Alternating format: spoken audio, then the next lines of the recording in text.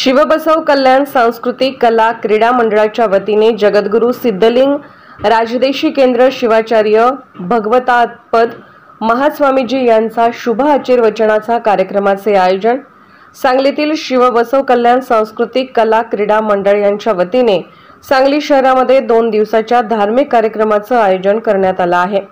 मध्य प्रदेश व कर्नाटक येथील लिंगायत समाजाचे जगद्गुरू सिद्धलिंग राजदेशी केंद्र शिवाचार्य भगवतात्पद महास्वामीजी यांचा शुभ आशीर्वचनाचा कार्यक्रम आयोजित करण्यात आला असून भावे नाट्यगृह येथे हा सोहळा पार पडणार असल्याची माहिती राजशेखर सवाळे यांनी दिली आहे।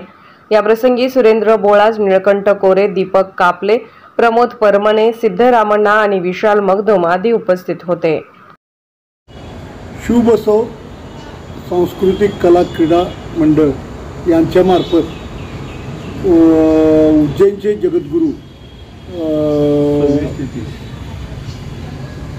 यांचे आजपासून सांगलीत आशीर्वचन होणार आहे। त्याचा आता आमचं पूर्ण तयारी झालेली आहे। इथं दररोज प्रसाद ठेवलेला आहे। संध्याकाळी त्याचा कार्यक्रम असा आहे की 6:30 ते 6:45 वाजेपर्यंत शिवतांडव होईल। ज्या सगळ्या आमच्या सांगलीतल्या महिला भगिनी आहेत त्यांचं शिवतांडव होईल। त्यानंतर 6:45 ते 7 शिवाचार्यांचं आशीर्वचन होईल। त्यानंतर जगद्गुरूंचं आशीर्वचन 1.5 तासाचं चालेल। त्याच्यानंतर आमचा इथं प्रसाद होईल।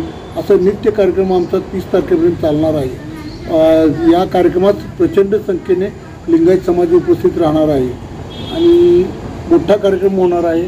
आम्ही याच्या अगोदरसुद्धा तरुण भारतला घेतला होता, तोही मोठा झालेला आहे। पावसामुळे आम्ही भावे नाट्य मंदिरमध्ये घेतलेला आहे आणि कार्यक्रमास तुमच्या आपल्या माध्यमातून आम्ही आवाहन करतो की सर्व लिंगायत समाज बांधवांनी याचा लाभ घ्यावा ही नम्र विनंती। मी राजशेखर सवाळे, सुरेंद्र बोळाज, निळकंठ कोरे, दीपक कापले आणि आमचे परमने हे सर्वजण इथं या कार्यक्रमस्थळीच उपस्थित आहोत। आज संध्याकाळी 6:30 वाजता सर्वांनी यावे। जय हिंद, जय बसव।